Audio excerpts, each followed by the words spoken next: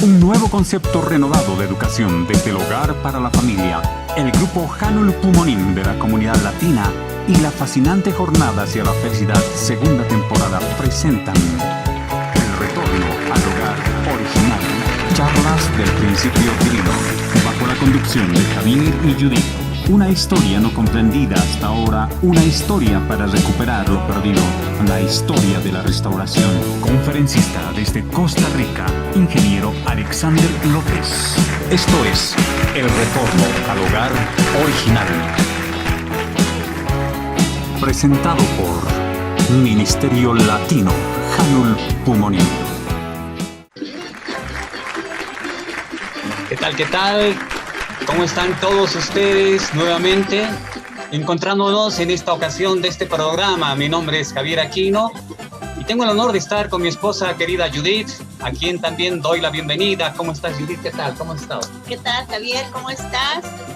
¿Cómo están, queridos amigos? Hola a todos, nuestra comunidad latina. Gracias por conectarse y ser parte de este su programa del Ministerio Latino, la fascinante jornada hacia la felicidad. Segunda temporada, ¿verdad? Esta vez, el retorno al hogar original con las charlas del principio divino. Tenemos el gran propósito de este webinar, el de compartir con ustedes los contenidos del principio divino del Dr. Sun Myung Moon.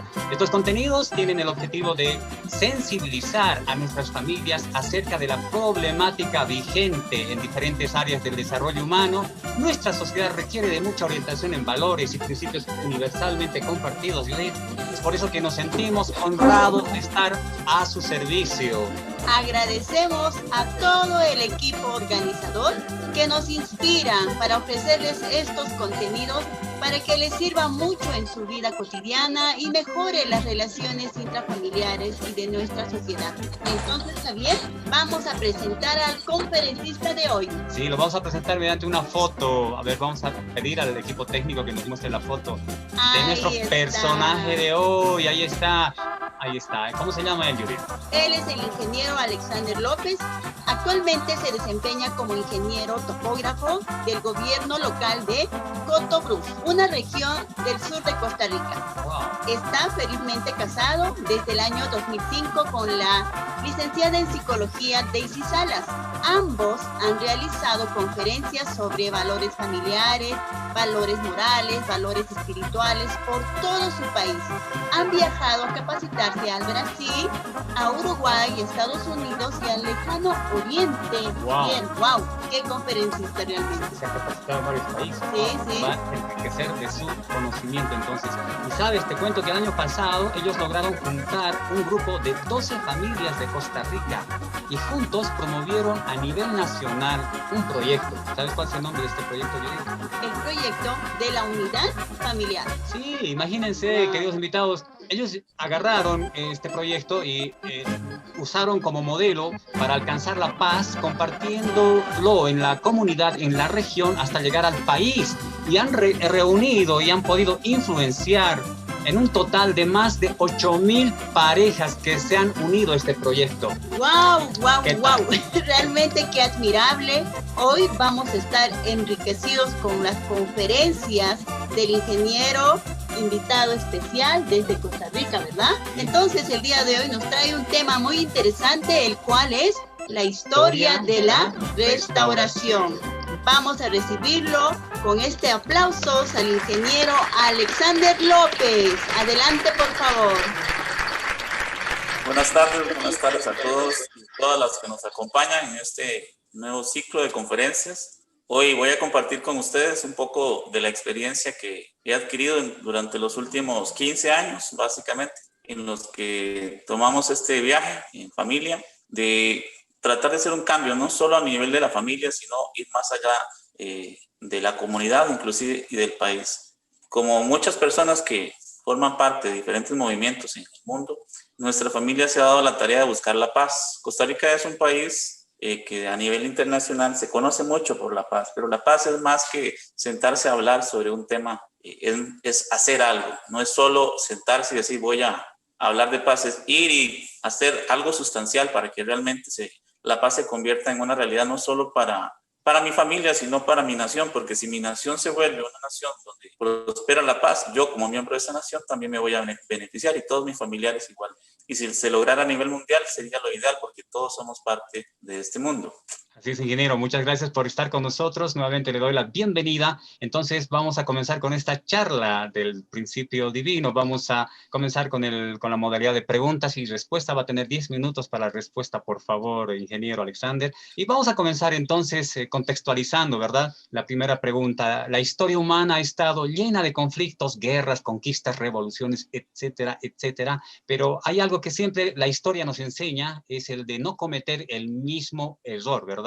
Pero hay algo más detrás de la historia. A la luz del principio divino, la primera pregunta es ¿cómo progresó y cómo sigue progresando nuestra historia, ingeniero? Ok, esto es algo de hecho ese es mi tema favorito en este tipo de conferencias. La historia siempre fue uno de los temas que a mí me apasionó mucho, porque como muchas personas siempre quise saber qué era lo que había sucedido, ¿verdad? ¿Por qué vivimos siempre en un mundo tan complicado?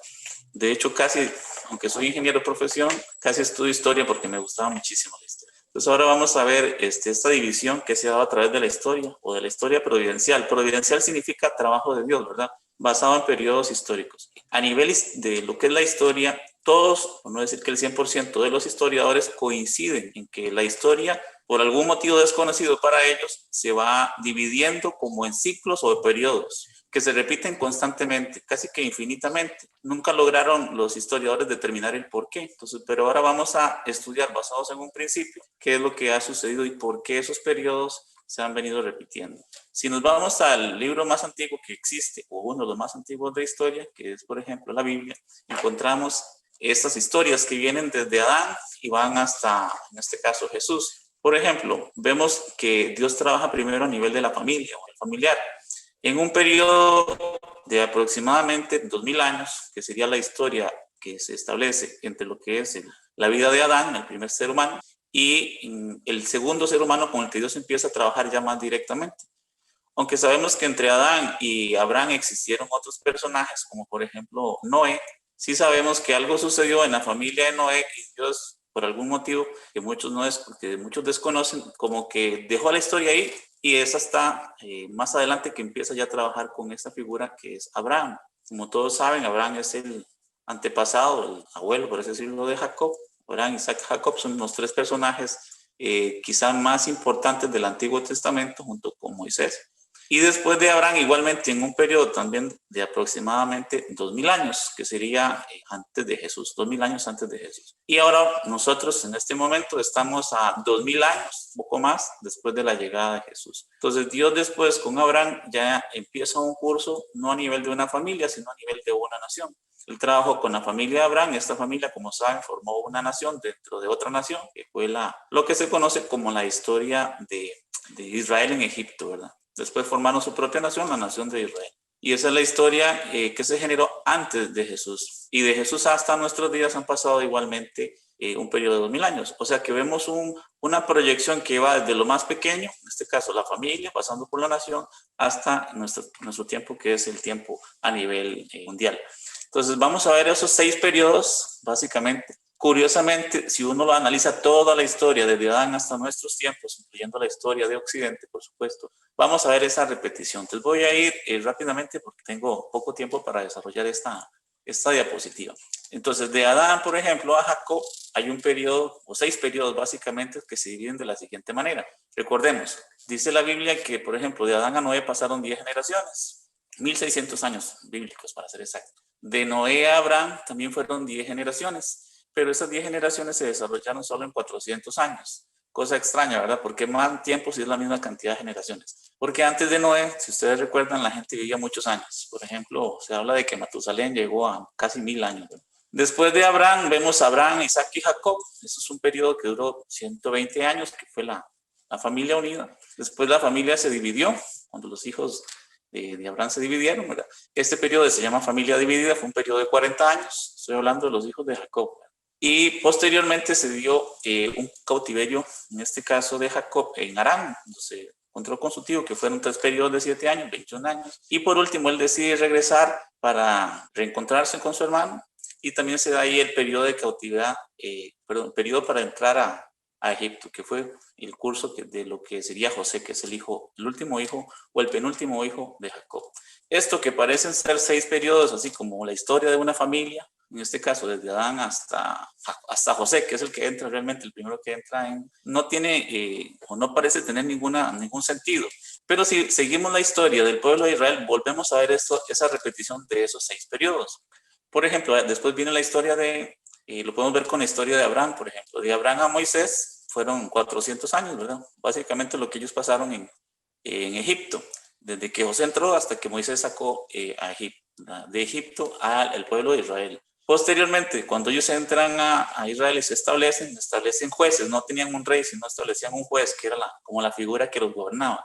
Ese periodo de los jueces duró 400 años. Entonces, después se deciden formar el reino, o sea, nombraron un rey. El primer rey de Israel, como saben, fue Saúl. Hubo 3 reinos después de Saúl: Saúl, David y Salomón. Eso se conoció como el Reino Unido de Israel, porque antes de eso, en el tiempo de los jueces, estaban divididos en tribus. Este reino duró solo 120 años. Vean cómo se va repitiendo otra vez. Ahora es a nivel nación, el Reino Unido, antes era la familia unida. Después con Salomón, por la situación de Salomón, ¿verdad?, que permitió la invasión satánica del templo, cuando permitió a sus esposas no creyentes adorar a dioses falsos, inclusive dentro del mismo templo. Los hijos de Salomón se dividieron el reino. Eso se conoce en la historia de Israel como el reino dividido y duró aproximadamente 400 años. Después de eso, las 10 tribus del norte fueron borradas por sus enemigos, asesinadas, y las otras 2 fueron llevadas cautivas a Babilonia. Aquí se da algo bien interesante. La historia de Israel dice que ellos estuvieron cautivos en Babilonia 3 periodos de aproximadamente 70 años. Entonces, ellos terminan ya salir de Babilonia y regresar 100% a Israel hasta los 210 años. En el caso de sus antepasados fueron 3 periodos de 7 años o 221 años. Ellos a nivel nación fueron 210 años. Y ahí con el último de los profetas, antes de Juan el Bautista, que fue Malaquías, empiezan la preparación de los últimos 400 años para la llegada del Mesías. Reconstruyen el templo y se preparan espiritualmente. 400 años después aparece la figura de Jesús. Entonces, vemos cómo a nivel, por ejemplo, de nación, se repiten esos 6 periodos casi de la manera idéntica. Para las personas que son creyentes, dirían eso es una coincidencia de una cuestión religiosa. Sin embargo, la historia de Israel fue escrita durante un periodo muy largo, casi 2000 años, por lo menos la del pueblo, por una infinidad de diferentes historiadores. O sea, no fue que alguien se sentó y vamos a acomodar esto de esta manera, porque es un periodo muy largo de tiempo y también un periodo con muchísimas personas metidas en esto. Lo interesante de la historia es que después viene obviamente la historia de Jesús y todo lo que sucedió con Jesús, ya todo lo conocemos. A partir de ahí empieza la historia de Occidente, esta parte del mundo. Curiosamente, y aquí es donde una vez más los historiadores no entienden el por qué se vuelve a dar ese ciclo. Los cristianos, como saben, van a Roma. En Roma pasaron un periodo de 400 años, básicamente, hasta que uno de los romanos se convierte al cristianismo y es nombrado emperador, Constantino, y después Teodosio. Entonces, con Teodosio obliga a todos los romanos a volverse cristianos, porque él era cristiano. Eso fue en el 392 aproximadamente, según los libros de historia, son alrededor de 400 años. Recordemos que el año 0, el año del que se supone Cristo, no está bien definido. No fue el año 0 que nosotros usamos, se cree que fue como el año 7 antes de Cristo, porque en ese tiempo no se llevan los calendarios como se llevan. Ok, después de ese periodo que ya el Imperio Romano se vuelve cristiano, va a aparecer un periodo de unos 400 años, que es donde la figura más importante es la figura del Papa o del Patriarca, porque en esa época no había un Papa, habían 5 papas, había por así decirlo, un Papa en cada una de las iglesias principales. Posteriormente, después deciden nombrar uno solo y quedó, digamos, lo que es hoy el papado, ¿verdad?, que es uno solo para toda la fe cristiana, en este caso evangélica, católica. Pero tenían el mismo problema, como había tanta división, entonces deciden igualmente nombrar un rey, perdón. El primer rey fue coronado en la historia cristiana por el Papa León III y fue Carlomagno. Y curiosamente fue el día de Navidad del año 800, eso dice la historia. Vea qué interesante cómo se vuelve otra vez a repetir o a darse este ciclo histórico. Y Carlomagno, sus hijos y sus nietos gobernaron 120 años, 119 y unos años para ser exacto. En el año 919 el reino se dividió cuando los nietos de Carlomagno se pelean y se dividen el reino. Y el reino cristiano estuvo dividido alrededor de 400 años. Entonces, Al final de ese periodo de 400 años, el Papa, que tenía mucho conflicto, es llevado preso por el rey de Francia, ¿verdad? A Aviñón, que es una ciudad en el sur de Francia. Y durante 210 años, de hecho, si uno se mete más a la historia, yo me he metido más a la historia, ellos pasaron por 3 periodos de casi 70 años. El primero fue de 68, el otro fue de 72 y el último de 70. En total fueron 210 años. Los papas de esta época, en la historia, por ejemplo, del catolicismo, se conocen como antipapas, porque se dio un momento en donde habían 2 papas, uno que estaba en Roma y uno que estaba en Aviñón, en Francia. Entonces había una división muy grande en la iglesia porque, imagínense, 2 cabezas, ¿a quién sigo? Y eso terminó en el año de 1500, alrededor del año 1517. Curiosamente es la época en la que aparece el gran reformador de la iglesia cristiana, que es Martín Lutero. Principalmente los hermanos que profesan la fe evangélica conocen muy bien esta historia. Y con Lutero entonces se inicia, de acuerdo a los paralelos, es muy fácil saber que es un periodo de preparación que va a ser de alrededor de 400 años. Aquí voy a detenerme un momentito porque hay algo sumamente importante. Desde Abraham, por ejemplo, en la historia de Israel, hasta Malaquías, el último de los profetas, la fe judía fue una sola fe, o sea, no tenía divisiones. Básicamente eran los sacerdotes y el pueblo que seguía a los sacerdotes. Pero algo pasó un poco antes de Malaquías, cuando el conquistador Alejandro Magno llegó a esta parte del mundo. Él obligó a los judíos a traducir su libro más sagrado, el Antiguo Testamento. De hecho, nombró a 70 rabinos que sabían en la lengua hebrea y obviamente en lengua griega. Y a partir de ese momento el judaísmo se dividió en muchas denominaciones. Cuando aparece Jesús ya se hablan de varias denominaciones. Pero ¿qué fue lo que provocó esa división? Que ahora la Biblia o el Antiguo Testamento estaba en las bibliotecas que Alejandro tenía por todo lado y que cualquier persona podía ir y leer. Entonces, esa ventaja que le da Alejandro al obligar, por ejemplo, a la gente a estudiar, a aprender a leer y escribir, y al tener la posibilidad de ir y leer la Biblia o el Antiguo Testamento, de hecho, esa versión se llama Septuaginta. Septuaginta significa los 70 porque fueron 70 traductores. Fue la que se usó para traducir el Antiguo Testamento que, por ejemplo, ahora utilizamos. Después se tradujo al latín y del latín se tradujo al inglés y del inglés al español, que es, por ejemplo, la Reina Valera que nosotros usamos ahora. Ahora, ¿qué pasó entre el tiempo de Jesús y el de Lutero? Igual, el cristianismo era una sola fe, básicamente lo que llamamos ahora la Iglesia Católica. Pero con Lutero y con la creación de la imprenta, porque en el año 1492 se creó la imprenta, precisamente en Alemania, el primer libro que esa imprenta produjo fue la Biblia, no sé si lo sabían. Y a partir de ahí se imprimió en alemán. Después se tradujo a español, inglés y todos los idiomas. Y sucedió exactamente lo mismo. Con Lutero entonces se dio la división y al día de hoy el cristianismo está fraccionado, dividido en infinidad de, llamemos católica, evangélica, mormones, testigos de Jehová, y la lista es enorme. Pero vemos otra vez el mismo fenómeno. Ahora, devolvámonos en la historia del tiempo de Israel. ¿Por qué Dios permitió que en el tiempo, en este caso, de Alejandro Magno, el judaísmo se dividiera si venía Jesús? No parece lógico. O sea, ¿para qué dividir, digamos, la fe judía si venía el Mesías? Si él venía a unificarlo. Un aspecto muy interesante que nosotros aprendemos es que para poder lograr que algo se establezca, casi siempre hay que dividirlo. Pensemos en algo que nosotros usemos. Tenemos que ir a una mina y romper esa mina, despedazarla y extraerle, por ejemplo, el metal que necesitamos para fabricar, qué sé yo, una máquina, una computadora, porque el metal no está en una mina ahí nada más puesto para yo tomar, ¿verdad? Dividir, ¿verdad? Para después unir y sacar lo que me sirve. Dios parece que trabaja de la misma manera. Necesitaba separar lo malo y lo bueno para que cuando viniera lo bueno, en este caso su hijo Jesús, pudiera a través de ese fundamento lograr que todo el judaísmo se unificara. Ahora, si eso lo extrapolamos a nuestra época, parece que Dios ha trabajado en el cristianismo de la misma manera, dividiéndolos para que al final todos nos podamos unificar, ¿verdad? Con la llegada o la segunda llegada, que es el momento más ansiado que todos los creyentes cristianos estamos esperando. ¿Okay? Eso sería entonces la explicación de este tema de los periodos históricos. Muchas gracias, ingeniero. Hay harto detalle realmente muy interesante. Estamos hablando en realidad de ciclos históricos y cómo la historia se va repitiendo. Eso es lo que yo entendí. En realidad, Judith, esto de la historia nos hace pensar mucho y ver en qué situaciones nos encontramos hoy, por ejemplo, ¿no? Pero, así es. Bueno, continuamos con la pregunta, por favor. Así es. La historia nos ha mostrado que siempre hubo elegidos que han estado trabajando para el bien en un momento decisivo de sus vidas. Sin embargo, muchos no nos hemos dado cuenta de la importancia de su misión en ese momento histórico.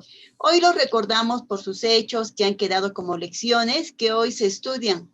Entonces, ¿cómo deberíamos prepararnos en la actualidad para reconocer a ese personaje central elegido?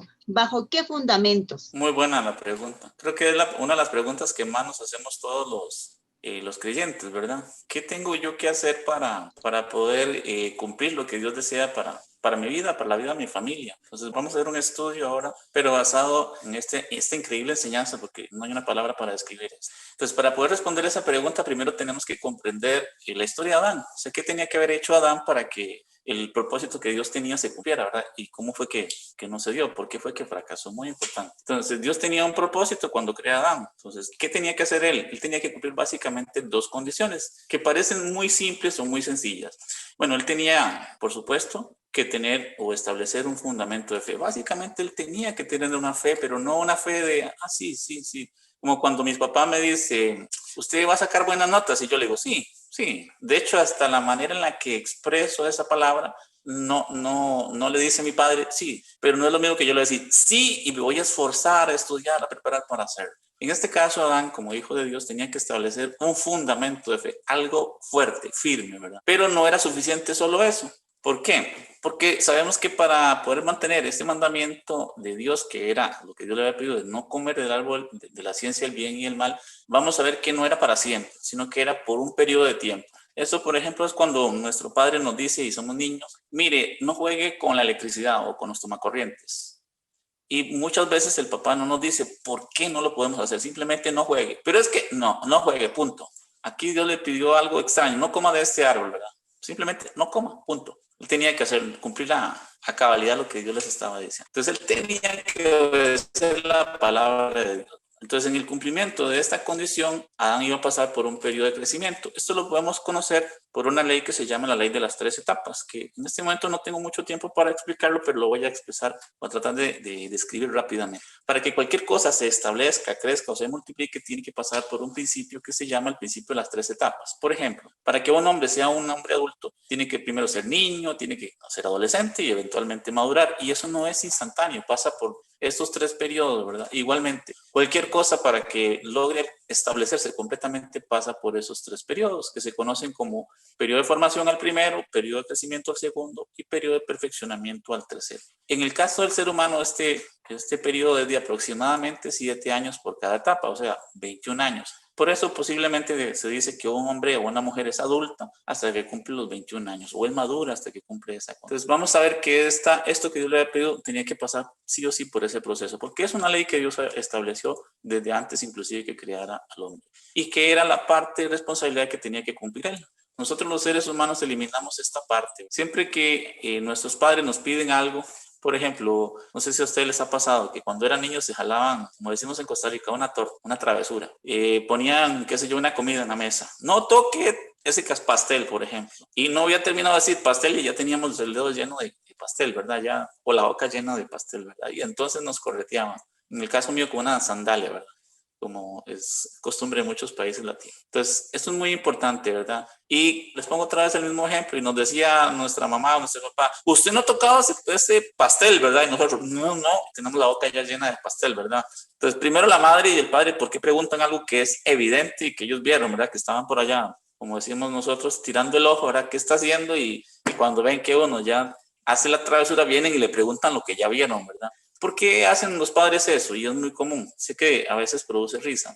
Ellos lo vieron, ¿no? Vieron todo lo que pasó. Entonces, ¿por qué preguntan algo que ya saben? ¿Qué es lo que están buscando? Responsabilidad. Entonces, si nosotros, asumimos esa responsabilidad, puede que las consecuencias no sean tan malas. En el caso de Dios, vamos a ver que es exactamente igual. Entonces, Adán tenía que establecerse como una figura, en este caso como figura central, establecer esta condición, que era creer en la palabra, y durante un periodo de tiempo. Eso era lo que él tenía que hacer, pero no era todo lo que él tenía que hacer. Aparte de eso, vamos a ver que él tenía una segunda condición, la cual era establecer un fundamento de sustancia. ¿Qué significa eso?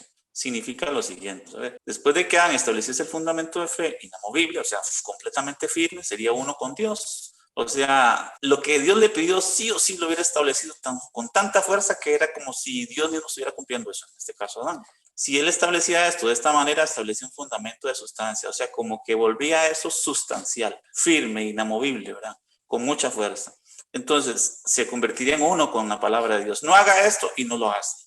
Como cuando nuestro Padre nos dice, estudie, sáquese un 10, y ustedes se esfuerzan y se sacan un 10, se hacen uno con esa palabra que su papá les pide. Si él hubiera logrado establecer eso, entonces se había cumplido el propósito de la creación. Parece algo muy simple, parece algo, pero vamos a desmenuzarlo parte por parte. Entonces, ¿qué tenemos que hacer nosotros? Exactamente lo mismo que tenía que haber hecho Adán. Exactamente lo mismo. Adán no lo hizo. Ahora nosotros que sabemos, o que por lo menos tenemos la base de saber, tenemos que realizar o seguir ese mismo curso. Porque cuando Dios le dijo a Adán y Eva no coman, no se lo estaba diciendo solo a estas dos personas, se lo estaba diciendo a toda la humanidad. En ese momento, la humanidad, toda la humanidad eran dos personas. Entonces, Adán en ese momento representaba a todos los hombres que iban a existir. Eva representaba a todas las mujeres que iban a existir. Y si Dios le dio ese mandamiento a Adán, se lo está dando a todos que somos hombres y a todas las que somos mujeres. Que Adán no lo logró, nosotros en la posición de Adán y las mujeres en la posición de Eva, tienen que hacerlo durante su vida. Y es lo que Dios espera que nos hagamos. Entonces, vamos a ver cómo lo realizamos nosotros.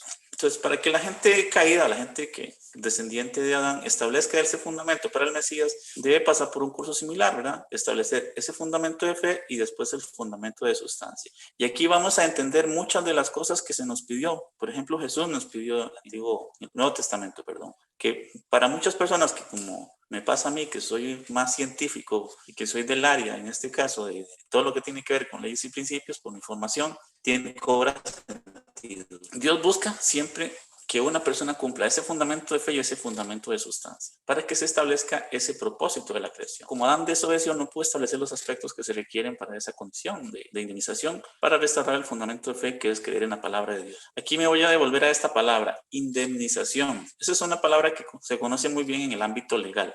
Básicamente en el ámbito legal significa pagar un precio para restaurar algo. Si yo rompo el carro de alguien por un descuido, tengo que indemnizarlo. Significa dejar el carro tal cual estaba antes del choque. Y eso lo puedo hacer, por ejemplo, pagando dinero. Si pago la reparación y que lo dejen en el estado que estaba anteriormente, limpio el pecado, en este caso, la multa, el daño que le produjo a esa persona. Dios utiliza también este principio para hacer exactamente lo mismo. Indemnización es cuando en la ley Dios nos decía ojo por ojo, diente por diente, cardenal por cardenal, vida por vida. Cuando un creyente de esa época dañaba a alguien, cometía un pecado de golpear, matar, ¿cómo lo restauraba, con indemnización? Si era un ojo, tenía que dar un ojo, si era una mano, si era un cardenal, o inclusive si era una vida, hasta la vida. Entonces, indemnización es pagar un precio, establecer algo que compense el pecado o el daño realizado.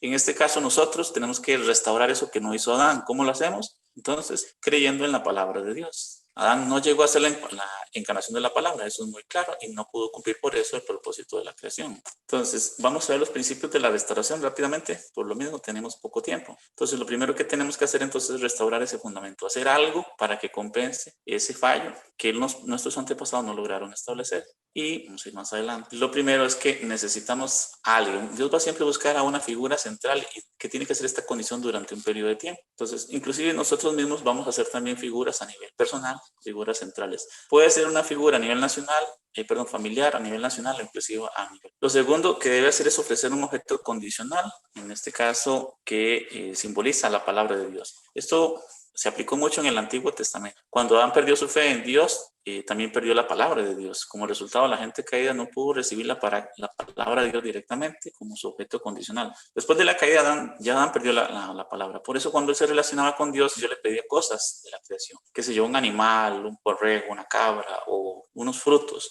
porque esos objetos representaban o simbolizaban la palabra que él había perdido. Por eso yo le pedía ofrendas.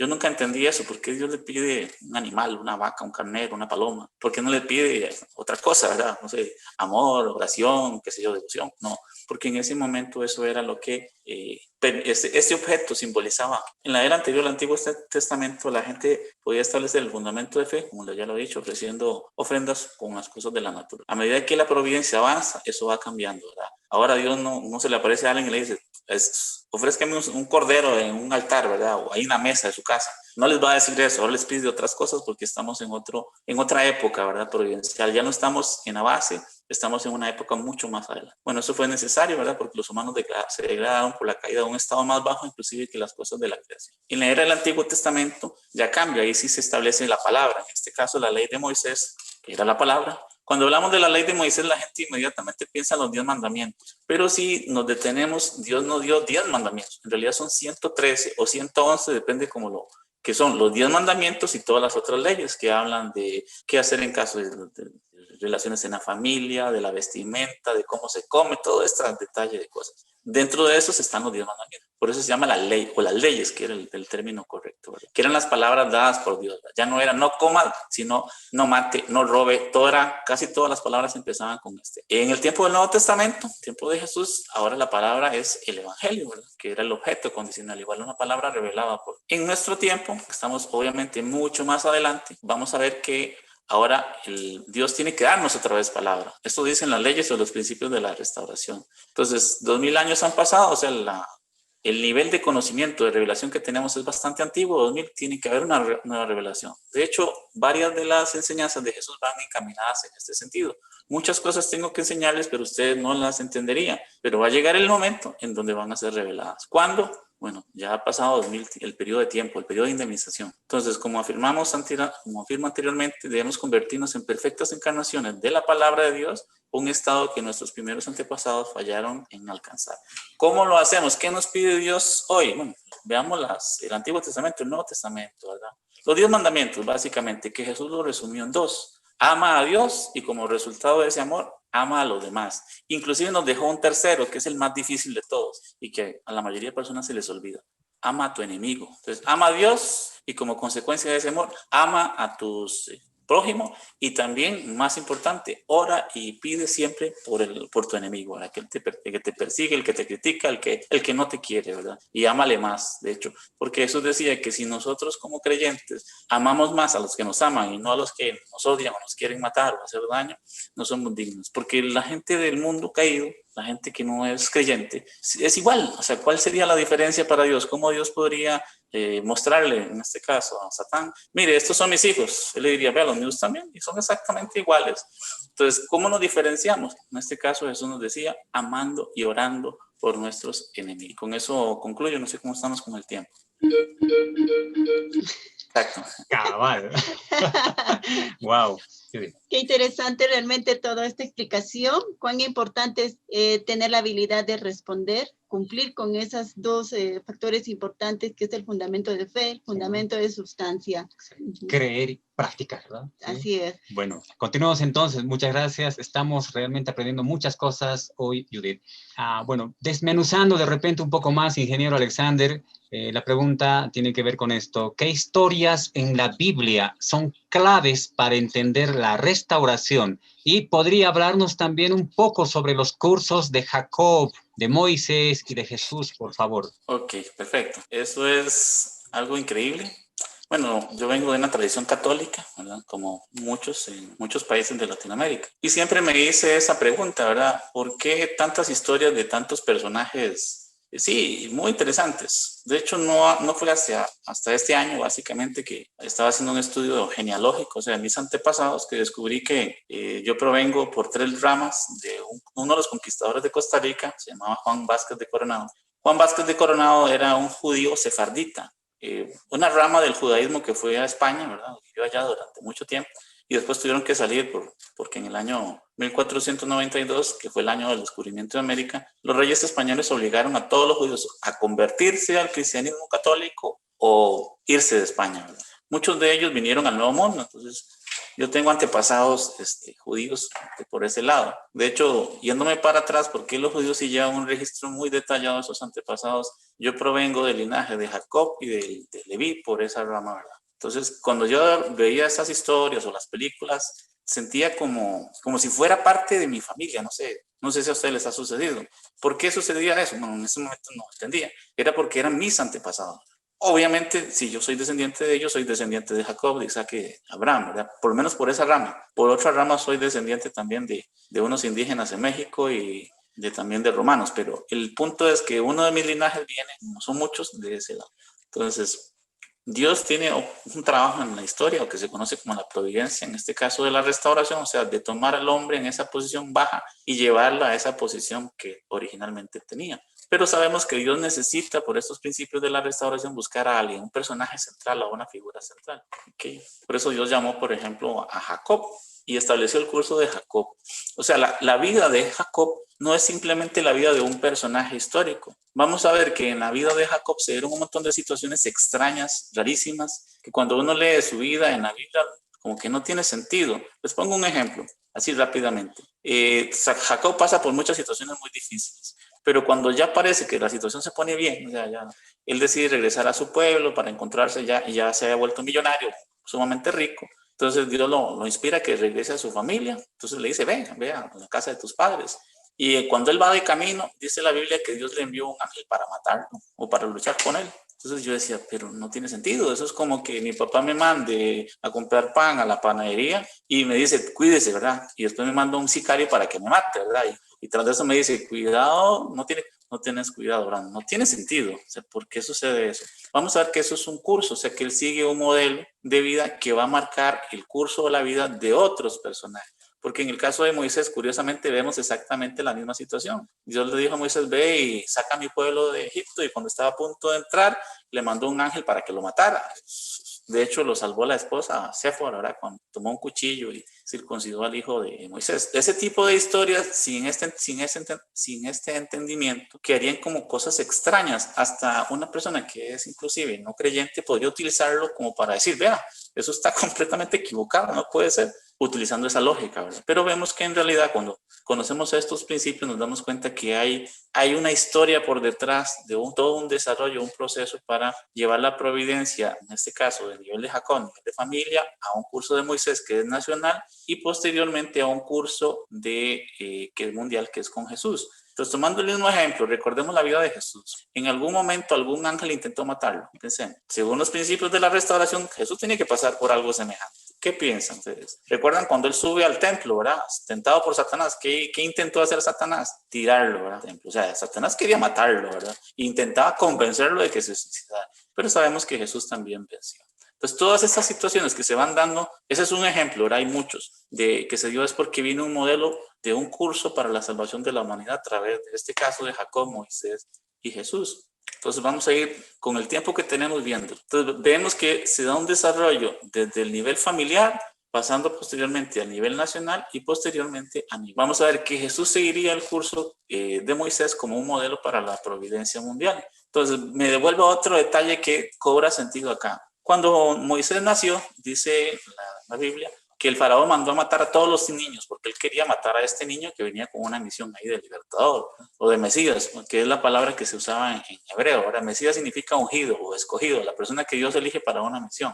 Y solo se salvó curiosamente Moisés, porque su mamá lo puso en un cesto en el río Nilo. De ahí viene su nombre, la hijo del Nilo, Moisés. En el caso de Jesús, tiene que seguir ese mismo modelo, pero ¿dónde encontramos? En la historia de Jesús una historia semejante. Creo que es clarísimo, ¿verdad? Cuando Jesús nace, Herodes manda a matar a todos los niños porque él quería matar a este ungido de Dios, ¿verdad? A esta persona que venía con una misión de rey, porque Mesías también significa rey en hebreo. Entonces vemos que esa situación que Jesús pasó viene ya predeterminada por el curso, en este caso, de Moisés.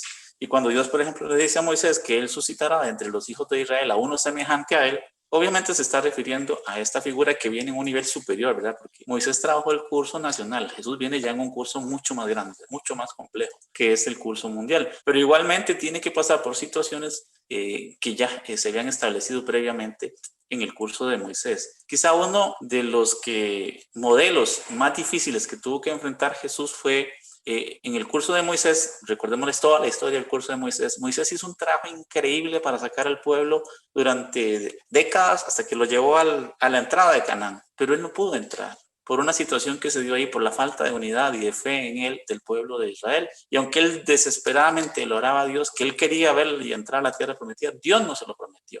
Entonces Dios le dijo, no serás tú, será Josué, y nombra a una segunda figura central. En la historia de Jesús vemos exactamente el mismo curso cuando Jesús lleva al pueblo de Israel desde donde lo tomó hasta las puertas del reino de los cielos. Y cuando está en aquel momento clave, él le ruega a Dios, yo quiero seguir, yo quiero seguir. Y Dios le dice, tienes que ir a la cruz. Conocemos el modelo, ¿verdad? La desesperación de Jesús. Y entonces Jesús ya ahí está hablando de la segunda. Entonces tiene que darse un curso mucho más adelante, tiene que haber un periodo, en este caso de indemnización, y vemos exactamente la repetición de ese modelo. Bueno, eso ya lo había leído, ¿verdad? Cuando Dios le dijo a Moisés, el Señor vuestro Dios os levantará un profeta de entre vuestros hermanos, semejante a mí, a él oiréis en todas las cosas que os hable. Se refería obviamente a Jesús, eso está en Hechos 3:22. A eso se refería, ¿verdad? Ese curso que iba a seguir, en este caso, Jesús. Entonces, siendo pioneros en el curso de llevar a Satán a la sumisión, que en realidad es la función de todo esto, el curso de Jacob toma el camino opuesto al que Satán utilizó para corromper a la humanidad. Entonces, vamos a ver qué significa eso. Entonces, vamos a estudiar el curso de Moisés y Jesús, que se basaron en ese curso modelo establecido por Jacob. Estoy resumiendo todo lo que podría explicar en un día o 2 días en 10 minutos, así que tengo que ir más rápido porque no dispongo de tanto tiempo, pero esto es el curso de Moisés, es muy, muy complejo, y el de Jesús es aún más complejo porque es mucho más amplio. En la caída, Satanás corrompió a los primeros antepasados humanos durante su periodo de crecimiento sobre la base de determinados números, tales como el número 3. Por eso vemos que este número se repite mucho y constantemente en la Biblia, ¿verdad? Por ejemplo, Abraham esperó 3 días para subir al monte Moriah para hacer el sacrificio de su hijo. Jesús estuvo 3 días en la tumba. Jacob esperó igual 3 días para entrar a reunirse con su familia. Entonces vamos a ver este periodo, que es un número de restauración por indemnización. Entonces, para restaurar esta corrupción a través de la indemnización, Jacob comenzó su viaje de Harán a Canaán, como ya lo dije, en un periodo de 3 días para la separación de Satanás, antes de que Labán notara su ausencia. O sea, él se escapó de su tío y duró 3 días antes de que su tío se diera cuenta. Eso está en Génesis 3:22. Entonces, ¿por qué 3 días? ¿Por qué no 2 días? ¿Por qué no un día? ¿Por qué no una semana? Porque él estaba restaurando con estos 3 días las 3 etapas de la creación que se habían perdido por la invasión satánica. O sea, él en la posición de Adán está restaurando esas 3 etapas que Satanás se las tomó, las llevó, ¿verdad? Restaurar es como devolverse y recrear lo que se hizo mal, o restaurar lo que se hizo mal.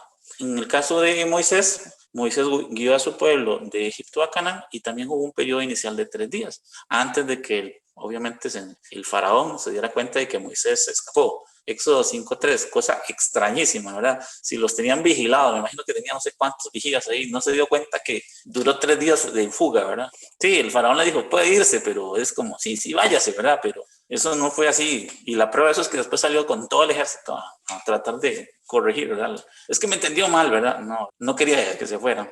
Entonces se le escapó en esos 3 días. Entonces volvemos a ver ese curso. Ahora, ¿por qué lo hace? O sea, ¿por qué tiene que repetirlo? En este caso Moisés, porque Moisés está en la misión nacional. Jacob lo establece perfectamente a nivel familia, pero a nivel nación tiene que establecerlo nuevamente, en este caso una figura que es obviamente Moisés. En el curso de Jesús vemos esto. ¿Ustedes qué piensan? De acuerdo a los principios de la restauración que Dios utiliza, sí o sí, Jesús tenía que comenzar este curso de restauración ahora a nivel mundial, y por ese motivo él tuvo que pasar 3 días en la tumba, obviamente antes de la resurrección. Por eso los 3 famosos días de la tumba, ¿verdad? ¿Por qué no dijo, me va a quedar un día o una semana? No, 3 días. Era por un principio, ¿verdad? Ahora Jesús restaura eso a nivel mundial. Otro es el número 12, que también aparece muchísimas veces. El número 12, bueno, Jacob tuvo 12 hijos, en realidad 13 porque tuvo una hija, ¿verdad? Pero digamos que varones fueron 12.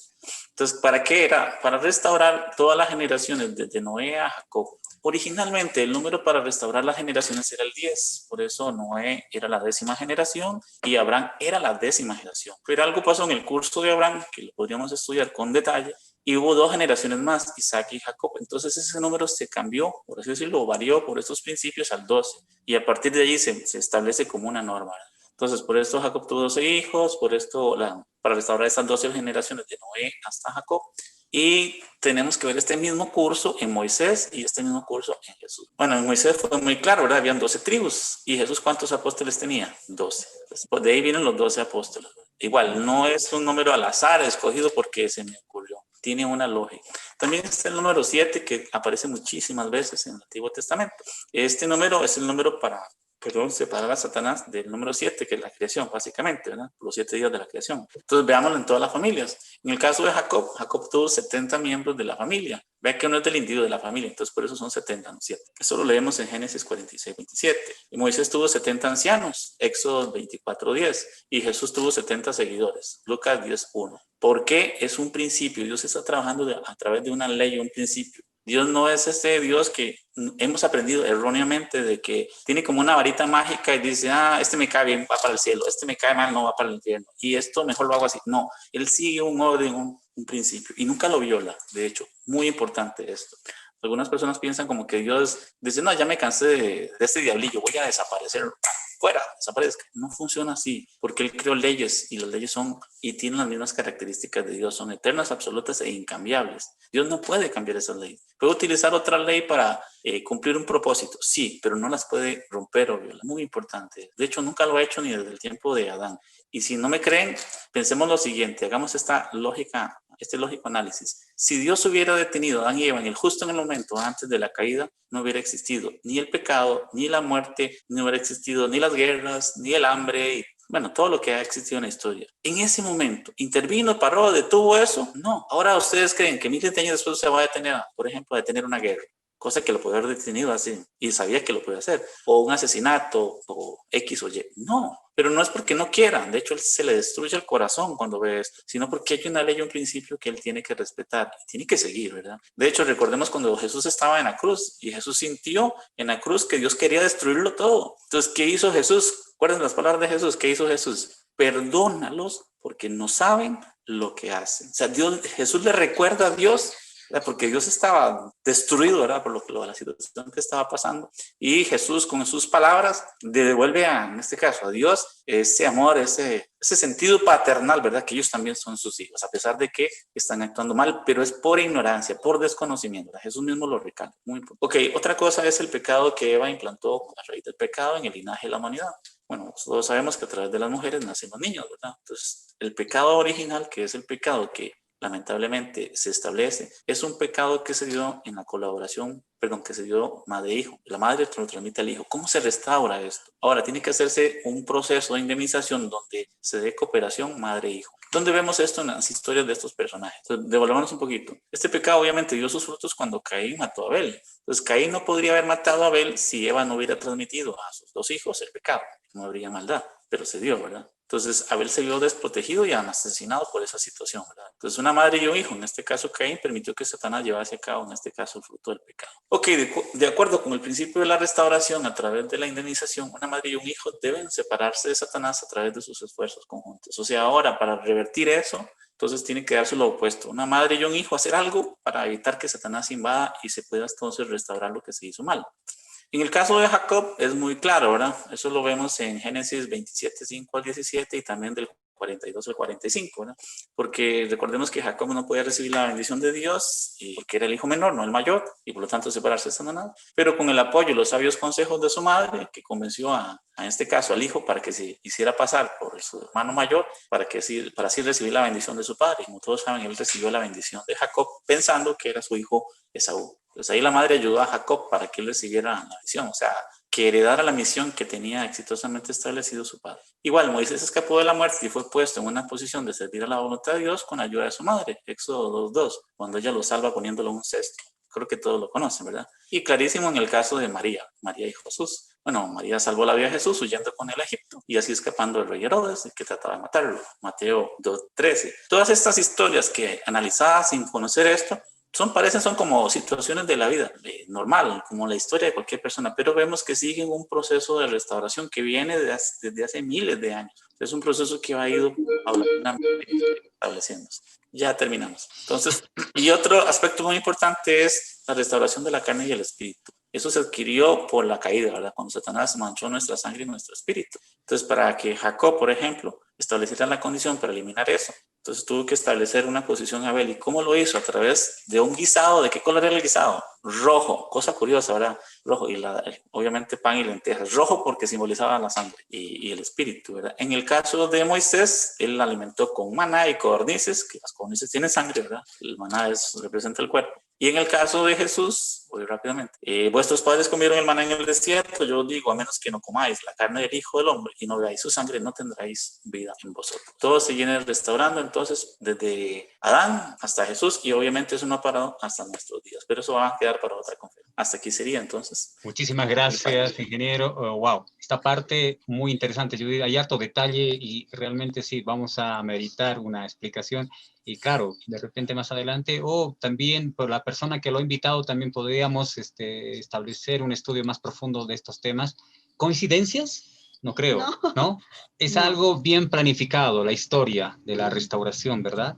Secretos que hoy estamos conociendo a la luz del principio divino. Y muchas gracias, ingeniero Alexander. Bueno, vamos a continuar con la última pregunta, Judy. Así es. ¿Cómo Dios realiza su obra de la restauración o resurrección y bajo qué principios lo realiza? Ok, bueno, esa es una excelente pregunta y me imagino que es una pregunta que también mucha gente se ha hecho, ¿verdad? Porque si sabemos que Dios trabaja a través de leyes y principios, tenemos que nosotros conocer esas leyes o principios. Esto es exactamente igual como cuando compramos un teléfono celular. No sé si a ustedes les ha sucedido. Compramos decimos aquí, aquel chuzo, ¿verdad? Aquel super teléfono que no sé, casi hasta habla, ¿verdad? Pero no sabemos cómo funciona. De hecho, tiene tantas teclas y tantas subfunciones que dicen, no, pero ¿cómo funciona esto? Tenemos que ir a ¿dónde? Al manual del usuario y buscar y comenzar a tomarse el tiempo para leer cómo es que funciona y cuáles son los procesos o procedimientos para extraer de él su máximo provecho. Ok, vamos a ver que, devolviéndonos porque estamos haciendo un repaso de toda la historia desde el principio hasta nuestro tiempo. Dios creó leyes y principios que se conocen como principios de la creación. Por ejemplo, el de las 3 etapas que ya se lo había mencionado. Pero cuando el ser humano se aparta de la voluntad de Dios, cuando Adán y Eva caen, Dios tuvo que crear principios para la resurrección. No solo para la restauración, sino también para la resurrección. O sea, un proceso, un procedimiento para que la gente en ese estado de muerte, producto de la caída, muerte espiritual, pudiese resucitar. Recordemos que la palabra resucitar significa literalmente pasar de la muerte a la vida. Eso significa resucitar. En eso creo que nunca ha habido discusión o diferencia entre los creyentes. Por ejemplo, en el ámbito cristiano, resurrección es pasar de la muerte a la vida. Significa que yo no puedo resucitar si estoy vivo, que es pasar de la muerte a la vida. Tengo que estar primero muerto para poder resucitar. Entonces, eso es muy importante. Entonces, primero, de acuerdo al principio de la creación, la responsabilidad de Dios es darnos la palabra. Por eso Dios le dio la palabra a Adán y Eva. No coman. Se la dio también a la gente del Antiguo Testamento. Los 10 mandamientos más las otras, pero digamos que los 10 mandamientos, no coman no maten, no roben, bueno, todos los 10 mandamientos. Se las dio a los cristianos en el tiempo de Jesús, ¿verdad? ¿Cuál era la palabra? Básicamente, los 10 mandamientos resumidos en 2 y el amor hacia los enemigos. Básicamente esos 3, ¿verdad? Estoy resumiéndolo a grandes rasgos. Nuestra responsabilidad, ¿cuál es? Es creer en esas palabras y practicarlas. Entonces, utilicemos el principio más importante del cristianismo, el amor al enemigo. Qué fácil es pararse, por ejemplo, en un lugar donde hay mucha gente y decir, hay que amar a los enemigos, pero qué difícil es practicarlo y sustancializarlo, ¿verdad? Cuando nos matan a un hijo o cuando pasa algo terrible en una familia. Hace unos meses, hace como tal vez 2 años, vi una historia en Colombia, si no me equivoco, de una señora que le mata a un hijo de 18 años. Otro muchacho como de la misma edad lo asesina. Entonces se hace el juicio, la señora era creyente, y en el juicio condenan a la persona, al joven que una cuestión de drogas ahí mató a su hijo. Entonces ella se acerca al muchacho y el muchacho se tira para atrás pensando que ella se le va a ir a golpes y ella le dice que lo perdona. Entonces él no lo podía creer, pero ¿cómo? La historia termina cuando el muchacho en la cárcel decide convertirse al cristianismo y aceptarla como su madre inclusive. No sé si la conocen la historia, pero ese es el principio de sustancializar esa idea que nos enseña Jesús, ¿verdad? No es solo, sí, qué bonito, hay que amar y hay que servir al enemigo. Ojalá llegáramos a ese nivel. Muy difícil, ¿verdad? Y lo digo con sinceridad.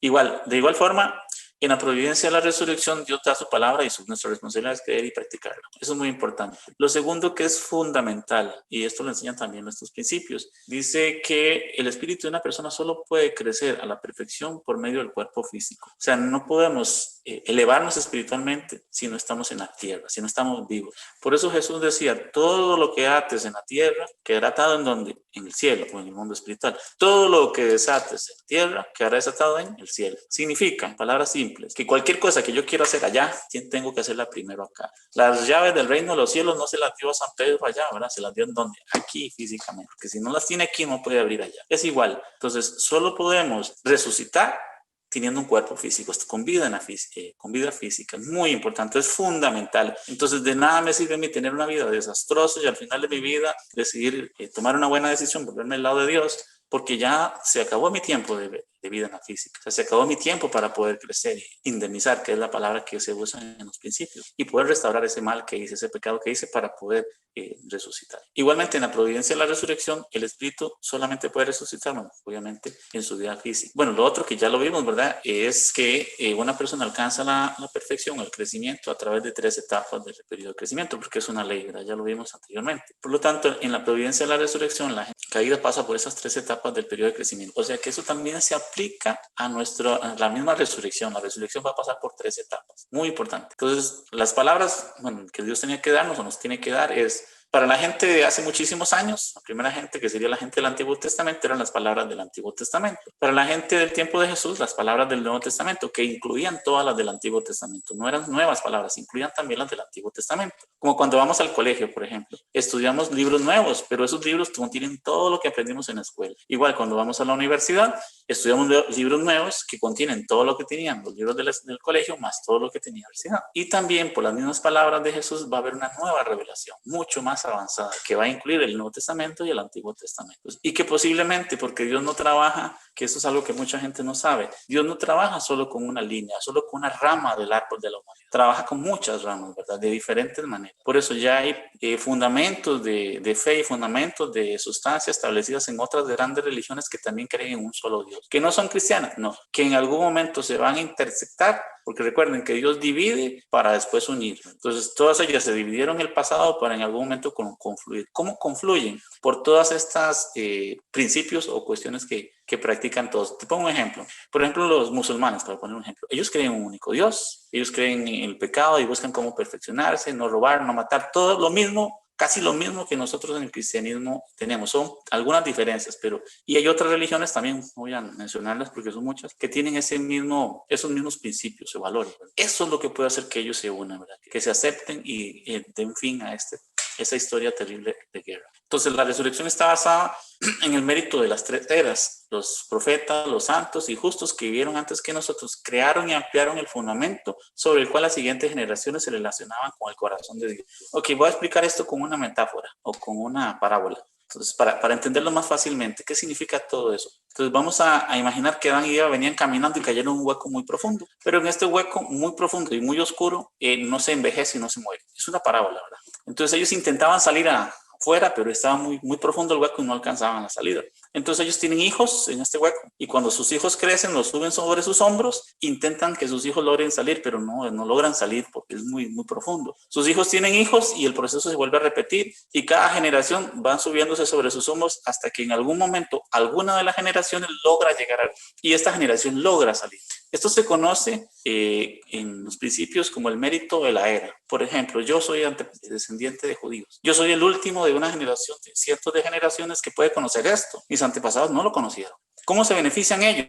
Es el mismo ejemplo de esta metáfora que les decía. El primero que sale ayuda al que estaba más abajo y el otro a su vez al otro y el otro hasta que el último que está abajo logra salir de él. Esa es la idea que hacía grandes rasgos que Dios tenía. El primero que sale, por eso la frase, los últimos serán los primeros. No es una sola frase, no es una simple frase, ¿verdad? De hecho es un principio que revela toda esa hermosa frase. Entonces, de la misma manera, entonces se va a dar ese proceso. Los últimos en conocer son los primeros en restaurarse y comenzar a iniciar ese proceso de restauración. ¿Se llama? Bueno, Judith, estamos llegando al final, estamos terminando, básicamente, ¿verdad? Gracias, hasta la próxima semana. Bendiciones. Hasta la próxima. Saludos a todos. Muchas gracias. Felicitaciones a Alexander. Presentado por el Ministerio Latino. Gracias. Hanul Pumonimoni.